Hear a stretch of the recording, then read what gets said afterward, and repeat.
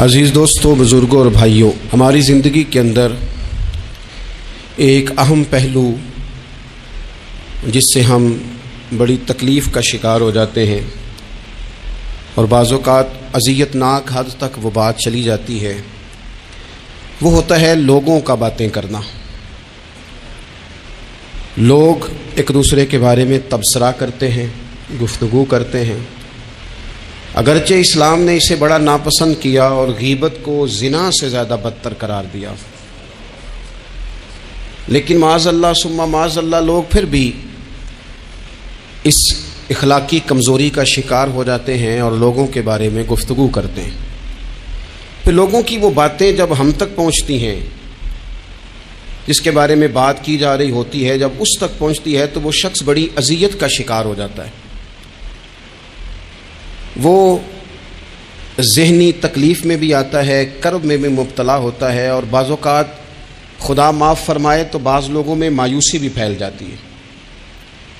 آپ قرآن مجید فرقان حمید کو دیکھیں تو اللہ تعالیٰ نے قرآن مجید میں فرمایا کہ وَإِذَا قِيلَ لَهُمْ آمِنُوا كَمَا آمَنَ النَّاسُ، جب منافقین سے کہا جائے کہ اس طرح ایمان لاؤ جس طرح کے باقی لوگ ایمان لائے ہیں، یعنی صحابہ کرام، قالوا تو وہ کہتے ہیں آنؤمنوا کما آمن السفہاء، ہم اس طرح ایمان لے آئیں جس طرح معاذ اللہ یہ بیوقوف ایمان لائے، ان کی طرح ایمان لے آئیں۔ الا انہم هم السفہاء، اللہ فرماتے ہیں خبردار ہو جاؤ یہی بیوقوف ہیں، ولکن لا یعلمون، لیکن یہ جانتے نہیں، انہیں اس بات کی خبر۔ ان لوگوں کو جو کائنات کے بہترین لوگ ہیں زمین پر، انبیاء کے بعد صحابہ، ان کو لوگوں نے بیوقوف کہہ دیا، باتیں کر دی۔ آپ قرآن مجید دیکھیے سورہ قلم کے اندر اللہ تبارک و تعالی نے اس بات کا بھی جواب ارشاد فرمایا ہے، جب لوگوں نے کہا تھا کہ معاذ اللہ حضور تو مجنون ہے، تو اللہ نے فرمایا محبوب آپ رب کے فضل سے مجنون نہیں ہیں، بلکہ اللہ نے آپ کو خلق عظیم کا مالک بنایا ہے۔ وَإِنَّكَ لَعَلَىٰ خُلُقٍ عَظِيمٍ، لوگ بات کرتے ہیں اور کر جاتے ہیں اور شوق رکھتے ہیں تبصرہ کرنے کا۔ تو میں نے بہت سارے لوگ ایسے زندگی میں دیکھے ہیں جو لوگوں کی باتوں کی وجہ سے اذیت میں آ گئے، تکلیف کا شکار ہو گئے، اور میں اور آپ تو کسی کھاتے میں نہیں۔ حضرت ابوبکر صدیق رضی اللہ تعالیٰ عنہ جیسے لوگ، افضل البشر بعد الانبیاء بالتحقیق حضرت صدیق اکبر، آپ قرآن مجید 30ویں پارے کی تلاوت میں یہ بات دیکھیں گے کہ جب حضرت ابوبکر صدیق نے غریب غلاموں کو خرید کر آزاد کرنا شروع کیا، حضرت بلال حبشی کو، حضرت عامر بن فہیرہ کو، اور کچھ غلاموں کو خرید کر آزاد کیا، تو لوگ کہنے لگے کہ یہ بلال نے کبھی کوئی احسان کیا ہوگا ابو بکر پر، تبھی تو خرید کے آزاد کیا ہے، ورنہ کیا ضرورت تھی اتنے پیسے لگانے کی، کوئی تو بات ہوگی۔ اللہ تعالیٰ نے اس کا بھی قرآن مجید میں اعلان فرمایا ابو بکر نے جو کیا ہے رب کی رضا کے لیے کیا ہے۔ تو گفتگو کرنا، بات کرنا، لوگوں کا اتنا یہ خطرناک مزاج ہے، ایک جملہ کہہ کے لوگ سائڈ پہ ہو جاتے ہیں، بندہ بیچارہ ساری رات تڑپتا رہتا ہے، ایک فکرے کا تبصرہ کر کے لوگ کونے میں چھپ جاتے ہیں، اور کسی آدمی کے لیے وہ اسے سولی پہ لٹکا جاتے ہیں۔ اپنی زبان کے تیروں سے لوگ پریشان کرتے ہیں۔ پہلے تو اللہ سے یہ معافی مانگیں کہ رب اس جرم سے ہمیں محفوظ فرمائے۔ اور اب تو لوگوں کی زبانیں اتنی لمبی ہو گئیں کہ وہ صحابہ تک چلی گئی ہیں، اہل بیت نبوت تک چلی گئی۔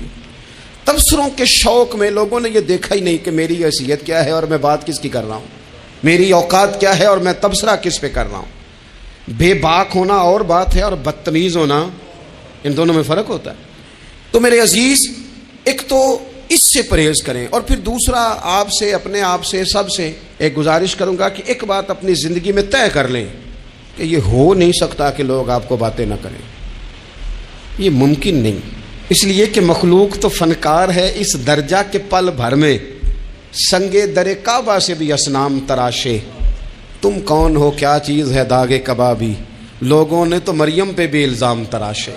مخلوق تو فنکار ہے اس درجہ کے پل بھر میں، یہ تو فنکار ہے، ایک منٹ میں لوگ نکال کے لے آتے ہیں بات، ایک منٹ میں۔ امام جعفر صادق رضی اللہ تعالیٰ عنہ بیان کرتے ہیں، امام ابو نعیم نے حلیۃ الاولیاء میں اس کو بیان کیا، حضرت امام جعفر صادق رضی اللہ تعالیٰ عنہ فرماتے ہیں کہ حضرت موسیٰ کلیم اللہ علیہ السلام نے اللہ کی بارگاہ میں عرض کی، مالک میں چاہتا ہوں لوگ میرا سوائے بھلائی کے ذکر نہ کریں، میرا ذکر کریں تو صرف بھلائی کے ساتھ کریں، خیر کے ساتھ کریں، میرے بارے میں شر کی بات نہ کریں۔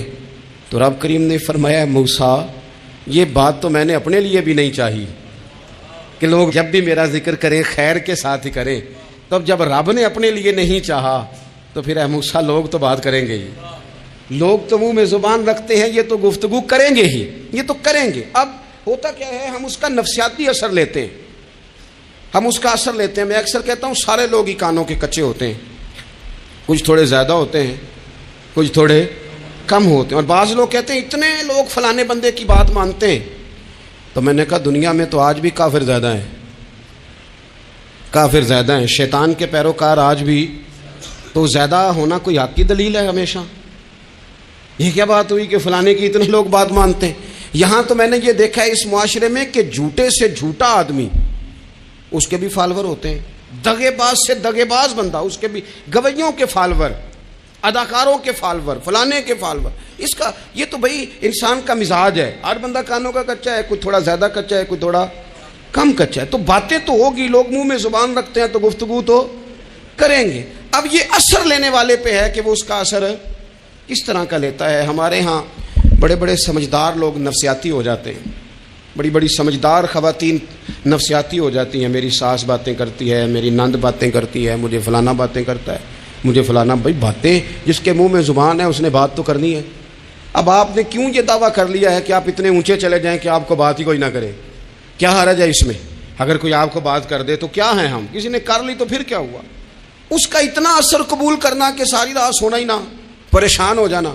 اور بعض لوگ ایسے ہیں جنہیں اتنی باتیں نہیں ہوتی جتنی انہیں ٹینشن ہوتی ہے، یعنی وہ دو بندے کونے میں کھڑے ہیں تو میری ہی بات کر رہے ہیں، اور بھائی وہ اتنا اہم نہیں ہے، انہیں کوئی اور کام بھی ہو سکتا ہے، تیری بات ہی انہوں نے کرنی۔ بلا وجہ لوگ سمجھتے ہیں کہ میں بڑا اہم آدمی ہوں، وہاں بھی مجھ پہ تبصرہ ہو رہا ہے، یہاں بھی ہو رہا ہے۔ اس پہلو سے باہر آئیں، اس کمپلیکس سے نکل آئیں۔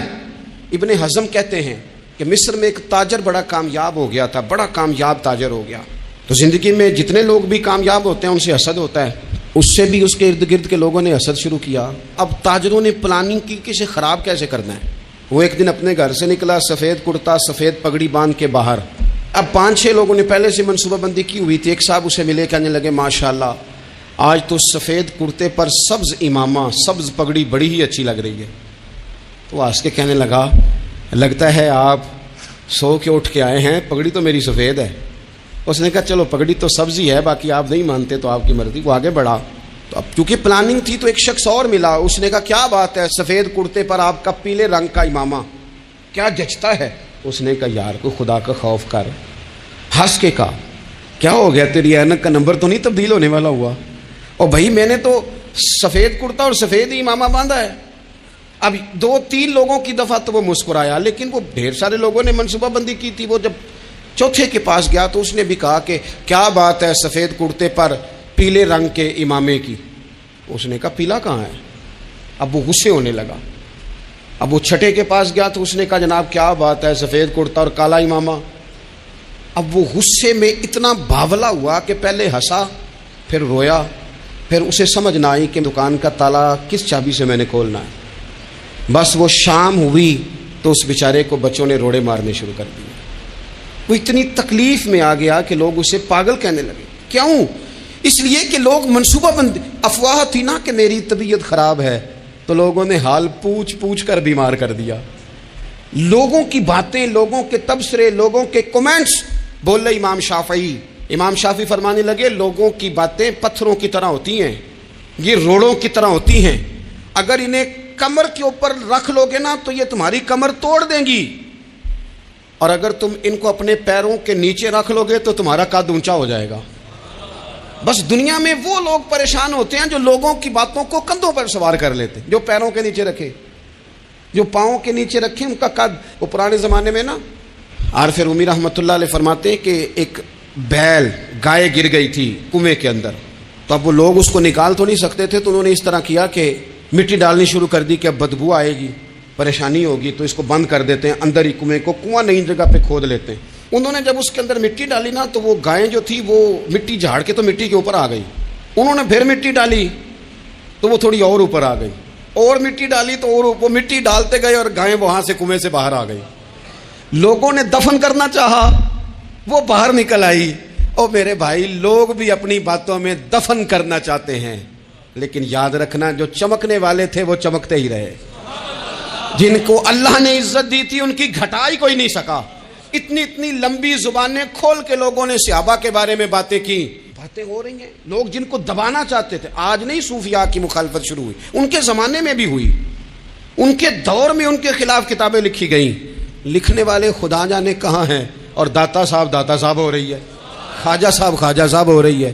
حضور غوث اعظم کے ان کے زمانے میں بھی ایسا نہیں ہوا کہ بڑی خوشی سے لوگوں نے آگے بڑھ کے پھول ڈالے ہوں. ان کے دور میں باقاعدہ جتھے تیار ہوئے، جتھے، اور پورا کام کیا گیا. اور ویسے بھی اگر کوئی شخص آپ کا مخالف ہی نہیں ہے تو پھر آپ کو چمکنے کا مزہ کیسے آئے گا؟ کوئی تو مخالف ہو نا، کوئی تو ہو نا جو کوئی بات کرے. دیکھیں نا، اگر اندھیرا نہ ہو، رات نہ ہو، تو بلب کی کوئی اہمیت رہ جائے گی؟ یہ چمکتا ہی تب ہے جب اندھیرا زیادہ ہوتا ہے. ہم کہتے ہیں اندھیرا ہو گیا، اور بھائی تجھے چمکنے کا موقع دیا ہے اندھیرے نے، تجھے اس نے عروج دیا. تم دیے باد مخالف سے نہ گھبرا اے عقاب، یہ تو چلتی ہے تجھے اونچا اڑانے کے لیے. تو باتوں سے پریشان نہ ہو. میں نے کہا کہ اگر آپ باتوں کا پہاڑ بنا کے اوپر سوار ہو جائیں گے نا تو قد اونچا کریں گی باتیں. جو بندہ ڈسکس ہونے لگ جاتا ہے وہی تو مشہور ہوتا ہے، اسی کی تو بات ہوتی ہے. دیکھیں کیا ہوتا تھا بھلا مکے میں. کوئی بندہ باہر سے آتا تو ابو جہل اسے کھڑا کر کے کہتا حضور کے پاس نہ جانا. تو کہتا پتہ تو کروں بھلا نبی پاک کے پاس کیا ہے، پتہ تو کروں بھلا حضور کے پاس کیا ہے. تو جن سے تعارف نہیں ہونا تھا وہ بھی تعارف کرا رہے تھے رسول پاک کا. تو اس لیے باتوں سے گھبرا جانا. ہاں ایک بات ہمیں کتاب و سنت میں ملتی ہے، اس پر ضرور غور کریں. تہمت والی جگہ سے بچیں، تہمت کا موقع نہ دیں. مطلب بلا وجہ ہی اپنے لیے بحث کا دروازہ کھولنا یہ درست نہیں ہے. اپنے لیے ہم نہ دروازے کھول لیتے ہیں بحث کے، مفت کی بحث ہو رہی ہے، فلانا بھی ڈسکس کر رہا ہے. کچھ چیزیں ایسی ہوتی ہیں جو سب کی سمجھ کی نہیں ہوتی، وہ سب کے سامنے ڈسکس کرنا ضروری نہیں ہوتا. حضرت سیدنا ابو ہریرہ رضی اللہ تعالیٰ عنہ فرمایا کرتے تھے مجھے نبی پاک علیہ السلام نے علم کی 2 تھیلیاں دی ہیں، میں نے ایک کھولی ہے تمہارے سامنے، ایک کھولی ہے، دوسری نہیں کھولوں گا. اس لیے کہ ہر بندے کو بات اس کے ظرف کے مطابق کرنی چاہیے. تو موقع نہ دیں. نبی پاک صلی اللہ علیہ وسلم نے فرمایا اس بندے نے اپنی، یہ بخاری میں موجود ہے، فرمایا اس نے اپنی عزت اور اپنی جان کو محفوظ کر لیا جو فتنے والی جگہ سے بچ گیا. جہاں تہمت لگ سکتی ہے اس جگہ سے بچیں. جان بوجھ کے لوگوں کو موقع نہ دیں باتیں کرنے کا، جان بوجھ کے موقع نہ دیں. جامع ترمذی کے اندر حدیث موجود ہے، حضرت سیدنا عمر فاروق رضی اللہ تعالیٰ عنہ نے ایک موقع پر اجازت مانگی تھی نبی پاک صلی اللہ علیہ وسلم سے. عرض کیا یا رسول اللہ صلی اللہ علیہ وسلم مجھے آپ اجازت دے دیں، میں عبداللہ بن ابی سلول کی گردن اڑا دوں، یہ منافق بار بار آڑے آتا ہے، بار بار تکلیف دیتا ہے، آپ مجھے اجازت دیں میں اسے قتل کر دوں. اب وہ چونکہ کلمہ پڑھتا تھا، ساتھ تو رہتا ہی تھا نا، بہت سارے لوگ اسے مسلمان جانتے تھے. تو حضرت سیدنا عمر فاروق رضی اللہ تعالیٰ عنہ نے اجازت چاہی کہ یا رسول اللہ صلی اللہ علیہ وسلم اگر آپ مجھے اجازت دے دیں، یہ ترمذی میں موجود ہے، یعنی آپ اس جگہ سے بچیں جہاں تہمت لگ سکتی ہے، جہاں بلا وجہ کسی شخص کو شر پھیلانے کا موقع مل سکتا ہے. یا رسول اللہ مجھے اجازت دے میں عبداللہ بن ابی سلول کی گردن اڑا دوں. تو نبی پاک صلی اللہ علیہ وسلم نے فرمایا کہ عمر اگر میں تمہیں ایسا کرنے کی اجازت دوں گا تو لوگ کہیں گے کہ اب اپنے قریبیوں کو انہوں نے مروانا شروع کر دیا ہے، ساتھ والوں کو ہی مروانا شروع، لوگ تو اسے مسلمان سمجھتے ہیں نا. تہمت والی جگہ سے. بلکہ بخاری شریف میں اسی طرز کا ایک اور پیغام بھی ہمارے لیے موجود ہے. یہ جو حرم شریف آج ہمارے سامنے ہے نا، بیت اللہ شریف، اس میں ایک پیچھے مقام ہے جس کو حتیم کہا جاتا ہے. یہ خانہ کعبہ کا حصہ ہے. حضور صلی اللہ علیہ وسلم کے اعلان نبوت سے پہلے جب قریش مکہ نے اسے تعمیر کیا نا دوبارہ سے، تو انہوں نے چندے کا کوئی اس طرح کا مزاج بنایا تھا کہ اس بندے سے پیسے لینے ہیں جس کے بالکل ہی جائز ہو. اس ترتیب سے انہوں نے خانہ کعبہ کی تعمیر کی کہ پھر وہ ساری تعمیر نہ کر سکے، حتیم باہر رہ گیا. تو نبی پاک صلی اللہ علیہ وسلم نے ایک دن فرمایا، بخاری میں موجود ہے، حضور فرمانے لگے عائشہ اگر تمہاری قوم جاہلیت کے قریب نہ ہوتی، کیونکہ ابھی قریب جاہلیت چھوٹی ہے نا، ابھی لوگوں نے کلمہ پڑھنا شروع کیا ہے، فرمایا اگر یہ جاہلیت کے قریب نہ ہوتے تو میں کعبے کو انہی بنیادوں پر دوبارہ بنا دیتا جن بنیادوں پر حضرت ابراہیم علیہ السلام نے بنایا تھا. لیکن چونکہ یہ جاہلیت کے قریب ہیں، ان کی سمجھ میں چیز نہیں آئے گی، یہ شک میں پڑ جائیں گے، پریشان ہو جائیں گے، لہذا میں یہ کام نہیں کرتا. بہت ساری چیزیں ایسی ہیں کہ جن کی وجہ سے بعض سادہ لوگ ابہام کا شکار ہوتے ہیں. ابہام کا ہمارے علماء نے اس طرح کیا کہ بڑے طے کر کے عقائد کے عنوانات امت تک پہنچائے. ہر آدمی ہر شعبے کا اسپیشلسٹ نہیں ہوتا. بہت ساری لوگ باتیں مریض کے سامنے کرنے والی نہیں ہوتی, وہ صرف لواحقین کو بتانے والی ہوتی. پھر کچھ لوگ اور آئے جنہوں نے کہا کہ ہم تو ایفیشنسی دکھائیں گے, کچھ خاص ہر بات کھول کر لوگوں کے سامنے رکھیں گے. اس کا نقصان پھر یہ ہوتا ہے کہ سادہ لوگ مشکلات کا شکار ہوتے ہیں. وہ پھر جب کہتے ہیں ہر چیز ڈسکس کر لینی چاہیے تو پھر باتیں دور نکل جاتی ہیں. پھر لوگوں نے انبیاء کرام علیہم السلام کی اجتہادی خطاؤں کو ڈسکس کرنا شروع کیا. ربنا ظلمنا انفسنا, اگر حضرت آدم یہ لفظ کہیں تو ان کے لیے تو ٹھیک ہے, لیکن اگر کوئی غلام اور امتی اور بیٹا اٹھ کے یہ لفظ کہے تو اس کے لیے ٹھیک نہیں ہے. تو میرے عزیز ایسے کام نہ کریں جس کی وجہ سے بلا وجہ بحث کا. ہمارے یہاں کچھ لوگوں کو شوق ہے خبروں میں رہنے کا, وہ ایسی باتیں چھیڑتے ہیں جن سے نا وہ خبروں میں رہ سکے. میں نے دیکھا ہے وہ کہتے ہیں جی میں نے کوئی انوکھی بات کرنی ہے. بھئی انوکھی بات کرنے سے بندہ مشہور تو ہو جاتا ہے. ہمارے زمانے میں مشہوری وہ ہوتا ہے جو دوسروں سے ذرا ہٹ کے بات کرے, انوکھی کرے. وہ ہمارے لطیفہ لکھا ہے نا, ایک اہل عرب کا ایک ہجا نام کا عربی کا ایک لطائف سنانے والا شاعر ہے. تو وہ کہتا ہے کہ ایک شخص نے ایک دفعہ کہہ دیا تھا گدھا کھانا جائز ہے. تو بڑے بڑے علماء اس کے گھر چلے گئے کہ بھئی کوئی دلیل, کوئی جزیہ, کوئی کہاں سے, کوئی کتاب, کوئی حوالہ, کوئی شے. اس نے کہا روز آؤ گے ایک ایک بندے کو بتاؤں گا, کٹھا اسٹیج لگاؤ, ایک ہی دفعہ حوالے دیتا ہوں, روز نہیں دیے جاتے. وہ اسٹیج لگ گیا, دنیا جمع ہو گئی جنہوں نے کبھی ٹائم نہیں نکالنا. تو یہ ذرا انوکھی بات جو کر رہا تھا تو سارے لوگ آ گئے. تو وہ اسٹیج پہ چڑھا تو کہنے لگا مجھے جانتا کوئی نہیں تھا. چلو اب بدنام جو ہوں گے تو کیا نام نہ ہوگا. اب قیامت تک کہو گے تو صحیح نا, وہ اس مولوی دے گھر جنہیں ایک بار آخیا نہیں سی گدا کھانا جائز ہے, چلو بدنام جو ہوں گے تو کیا. تو بہت سارے ایسے لوگ ہیں جو ہیں بدنام, پر چلو نام تو ہو گیا نا. بدنامی صحیح, شرارت صحیح, شیطانیت صحیح, لیکن نام تو ہو گیا. تو اس لیے کوئی ایسا انوکھا کام جس سے لوگوں کی, میں آپ سے بڑی گزارش سے عرض کروں, اعلیٰ حضرت بریلوی رحمۃ اللہ علیہ نا لالٹین کے اندر مٹی کا تیل جلایا جاتا ہے ہمارے ہاں. تو مٹی کا تیل ظاہر ہے اس سے بدبو آتی ہے, تو مسجد میں وہ جلانا جائز نہیں تھا. تو ایک صاحب ارنڈی کا تیل لائے, وہ خوشبو والا ہوتا ہے. وہ لا کے انہوں نے نا اعلیٰ حضرت بریلوی رحمۃ اللہ علیہ کو لالٹین میں ڈال کے دیا اور کہا کہ یہ مسجد میں اس کو جلاتے ہیں چونکہ اس کے اندر سے خوشبو آتی ہے, بدبو نہیں آتی. تو وہ جو شرعی عذر ہے نا, حضور نے فرمایا کہ جمعے والے دن غسل کر کے آؤ تاکہ کسی کے پسینے سے ایک دوسرے کو تکلیف نہ ہو. کچا لہسن پیاز کھا کے مسجد آنا اس لیے منع کر دیا گیا کہ منہ کی بدبو سے تکلیف ہو. تو مسجد میں کوئی ایسی چیز جو بدبو کا باعث بنے منع ہے. اب انہوں نے وہ تیل لا کے لالٹین میں ڈالا جس سے خوشبو آتی تھی اور لالٹین بھی روشن ہوتی تھی. تو اعلیٰ حضرت فاضل بریلوی رحمۃ اللہ علیہ اپنے اس خادم سے فرمانے لگے کہ اب لوگ تو آئیں گے نا, تو ہمارے علاقے میں تو ساری دنیا مٹی کے تیل سے ہی چلاتی ہے, تو اب آپ نے ایک خوشبو والا تیل لا کے ڈال تو دیا ہے اس کے اندر لالٹین میں, پر یہ لوگوں کو بتائے گا کون کہ یہ تیل وہ نہیں ہے. لوگ تو یہاں سے دیکھ کے جائیں گے اور جا کے کہیں گے کہ اتنے بڑے عالم کی مسجد میں اگر جل رہا ہے تو ہم کیوں نہ جلائیں. تو فرمانے لگے وہ شخص کے حضور پھر حال کیا ہے. فرمانے لگے آپ فرضوں کا سلام پھیر کے دعا سے پہلے لالٹین کے پاس کھڑے ہو جائیں اور جو بندہ گزرے اسے بتاتے جائیں کہ یہ مٹی کا تیل نہیں, یہ مٹی کا تیل نہیں, یہ مٹی کا تیل. ہر شخص کے ذہن تک بات اتر جائے تاکہ لوگ کسی ایسی چیز کا شکار نہ ہو جائیں جس سے کہ ان کے مزاج میں کوئی غیر شرعی چیز عروج پکڑ لے. تو میرے عزیز ہم نہ کچھ بدگمانیاں لوگوں کے اندر لوگ ڈالتے ہیں. ہمارے ہاں بالخصوص پاکستان میں جب سے سیاسی فرقہ واریت شروع ہوئی ہے, سیاسی ہماری قوم کا مزاج اتنی بری طرح خراب کیا گیا ہے. ہمارے نوجوان بچے جو بڑے سنجیدہ پڑھے لکھے, ان کی گفتگو اپنے سیاسی مخالف کے بارے میں اتنی لوز کر دی گئی ہے, اتنی کمزور کر دی گئی, اتنی خوفناک کر دی گئی ہے کہ اس طرح تو کبھی نہیں ہوا تھا. یہ مزاج جو لوگوں کو دیا جا رہا ہے, قومیں اپنے اخلاق کے طور پر زندہ رہتی ہیں. بد اخلاقیاں کبھی بھی انسانوں کو اونچا کر سکتی, پیچھے رہ جاتے ہیں لوگ. تہذیب کسی سوسائٹی کا حسن ہوتا ہے, اور اگر ایک سیاسی مخالف کے لیے آپ کا یہ والا مزاج بن جائے, اپنے سیاسی قد کو اونچا کرنے کے لیے آپ ان چیزوں کا سہارا لیں, یہ درست نہیں ہے. اخلاقی رویے میں کہوں گا کسی بھی سیاسی جماعت سے وابستگی ہے وہ 100% رکھے جو اس کی سمجھ میں آتی ہے, لیکن اپنے اخلاقی مزاج کو کبھی کمزور نہ ہونے دے, اخلاقی رویہ کبھی کمزور نہ ہونے دے. یہ کیسے ہو سکتا ہے؟ دیکھیں ابو جہل, ابو لہب, عتبہ, عتیبہ, شیبہ, وہ وہی باتیں کر سکتے تھے جو ان کے مزاج کی تھیں, جو آج تک لوگ کسی بھی دیندار کے بارے میں کرتے ہیں.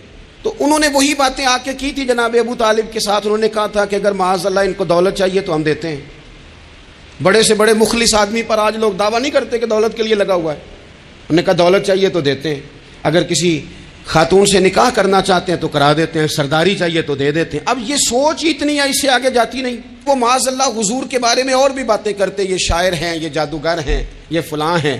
لیکن میرے نبی پاک علیہ الصلوۃ والسلام نے کبھی بھی ان کی ذاتی زندگی کو ڈسکس نہیں کیا, کبھی نہیں کیا. ابو جہل شراب پیتا تھا, لیکن حضور نے کبھی سوسائٹی میں یہ بات لوگوں کے سامنے بیان نہیں کی. وہ لوگوں کے پیسے دبا لیتا تھا, کئی جگہوں پہ حضور نے پیسے نکلوا کے دیے, لیکن جگہ جگہ گلی گلی کھڑے ہو کے حضور نے یہ نہیں فرمایا کہ یہ اس طرح کا ہے. آپ اپنے مخالفین کے بارے میں ضرور کلیم کریں, ثبوت کے ساتھ ضرور بات کریں, یہ ضروری ہے, لیکن آپ کا رویہ اتنا گرا ہوا نہیں ہونا چاہیے کہ لوگ سمجھیں کہ یہ قوم تو اخلاق سے ہٹ گئی ہے. آپ اختلاف کریں, لیکن اختلاف کے بھی آداب ہوتے ہیں. اس ادب کے دائرے کے اندر رہ کے صحابہ کے بیچ بھی رائے کا اختلاف ہو جاتا تھا, ہو جاتا ہے, ہو جایا کرتا ہے.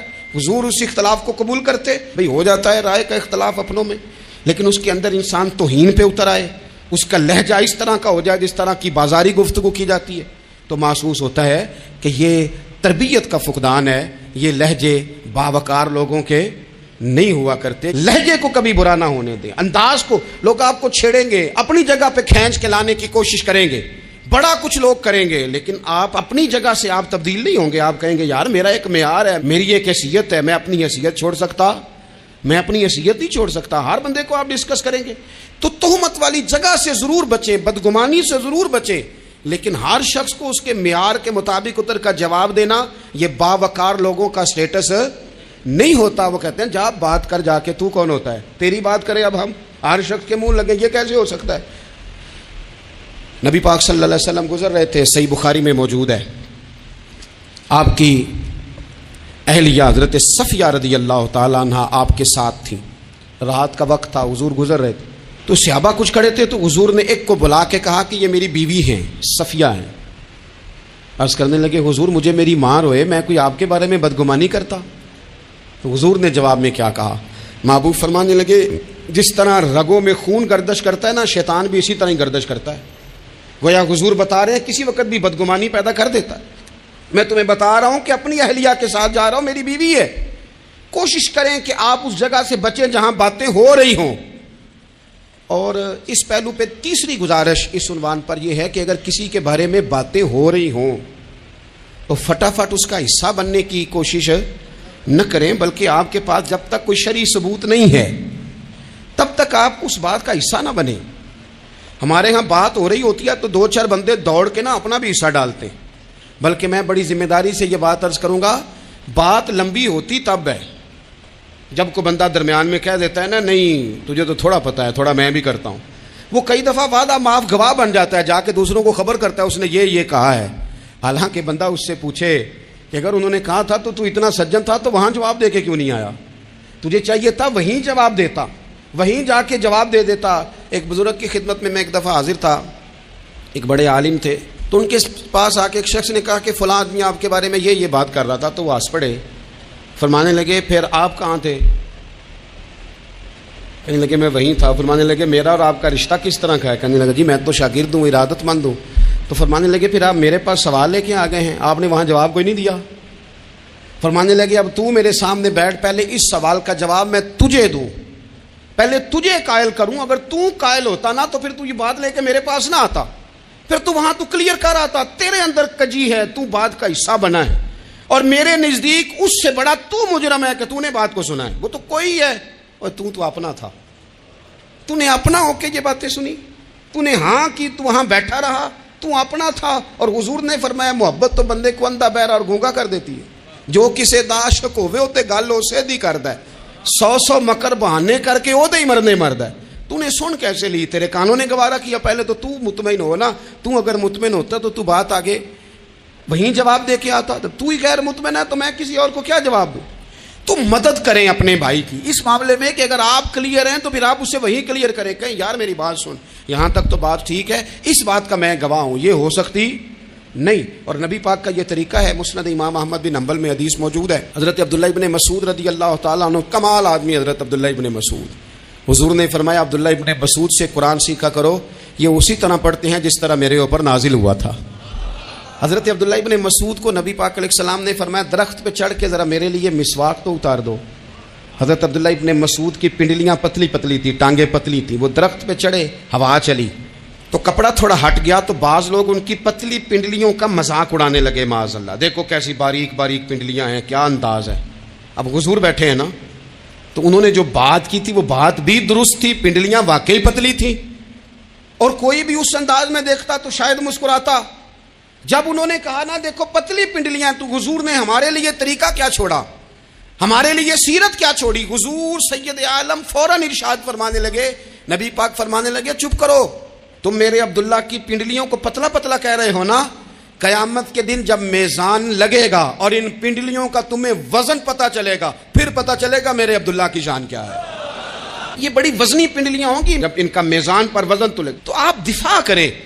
नबी पाक सल्लल्लाहु अलैहि वसल्लम ने फरमाया अगर किसी जगह तेरे भाई की इज्जत पर हमला हो रहा था और तू बचाने पर कादिर था और तूने उसकी इज्जत से उस शर को रोक दिया, कहा नहीं यार ऐसी बात नहीं है, तुम गलत कह रहे हो। फरमाया अगर तुम किसी की इज्जत का दिफा करोगे तो फरमाया जहां तुम्हारी इज्जत खराब की जा रही होगी रब वहां तुम्हारी इज्जत का दिफा फरमाएगा, अल्लाह तुम्हारी इज्जत का मुहाफिज बन जाएगा। लेकिन हम क्या करते हैं, हम लोग बातें कर रहे होते हैं तो हम उन बातों में एक बात और शामिल करते हैं, हम उन बातों में एक बात और शामिल कर लेते हैं और अंदाज इख्तियार कर लेते हैं, और जो आपके हक में है उसने मुखालिफ नहीं होना और जो मुखालिफ है उसने कभी हक में छोड़ें। आप किसको कायल कर रहे हैं, जिसकी समझ में आती है वो कबूल करे, नहीं आती तो दरवाज़ा खुला है, कहीं और तशरीफ ले जाए। हमारा ये मिजाज बन गया कि बिला वजह की वजाहतें भी बंदे को कमज़ोर करती हैं, बिला वजह हम कमज़ोर पड़ जाते हैं। थोड़े बेनियाज हो जाए, छोड़ें, कुछ बेनियाज बने, तबीयत कोई बेनियाज, हम ना बेनियाज नहीं होते, हर बात को सोचते हैं, हर बात की वो जी वो फलाने ने पता क्या कहा है, तो बड़ी माजरत से बिलखुसूस खवातीन का मसला होता है, वो कहते हैं पूरी दसो, नहीं 10 होने आख्या की भाई आपने क्या करना है, उसके लिए फांसी का हुक्म लगाना है आपने, छोड़ दे, बात हो गई, ख़त्म हो गई। अपनी ज़िंदगी में थोड़ी सी बेनियाजी भी पैदा करें, थोड़ी सी बेनियाजी, हर एक की बात सुनना, हर एक की बात पर गौर करना, हर बंदे पर तबसरा शुरू कर देना, वो तो तकलीफ़ आ जाएगी। वहीं से जहाँ से बात शुरू की थी फिर वहीं लाता हूँ कि बातों का असर लें लेकिन सिर्फ खैर की बातों का असर लें, लेकिन सिर्फ अच्छे लोगों की बातों का। हर एक की बात का असर लोगे, लोग 2 कदम नहीं चलने देंगे। और दूसरा, मैं आपको बड़ी जिम्मेदारी से अर्ज़ करता हूँ, हम विज़न वाले लोग हैं, हमारी 1400 साल की तारीख़ है, हम विज़न वाले लोग हैं।